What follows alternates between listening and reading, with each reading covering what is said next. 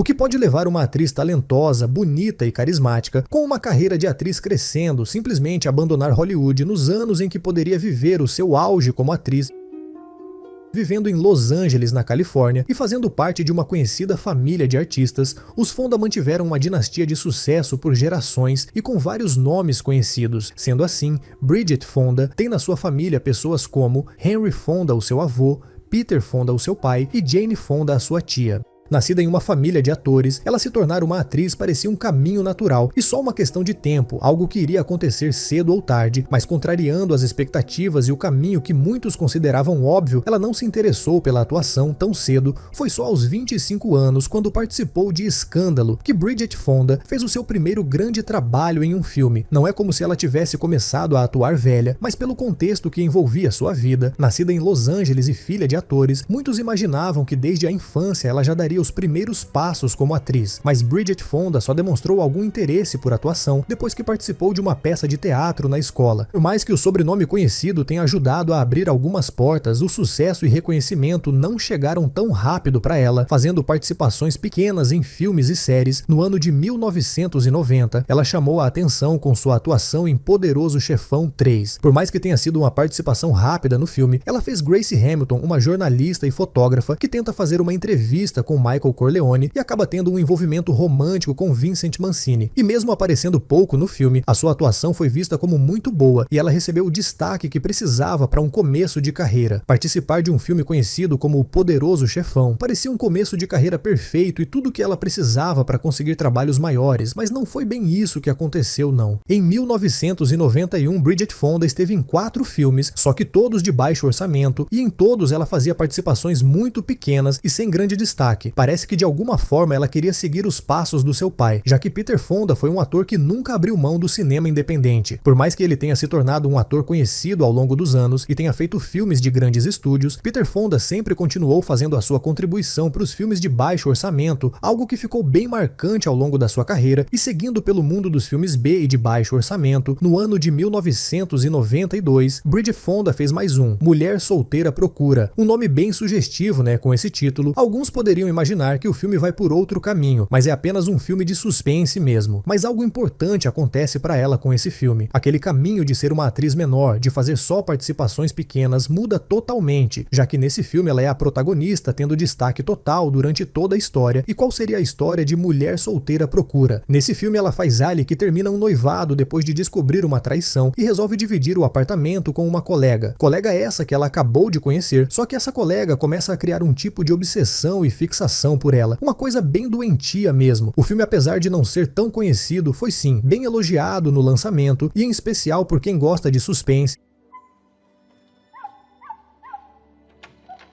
E depois de ser a protagonista em um filme, acho que finalmente as coisas iriam encaminhar de forma mais rápida para Bridget Fonda se tornar uma grande estrela de Hollywood, seguindo os passos da sua família. Mas a realidade, mais uma vez, foi outra. Se você piscar muito rápido enquanto assiste Uma Noite Alucinante 3 de 1992, vai perder a participação super rápida dela no filme, fazendo a namorada do Ash em algumas cenas bem rápidas. A carreira dela parecia viver sempre a um passo de progredir e ela fazer muito sucesso, mas isso nunca aconteceu.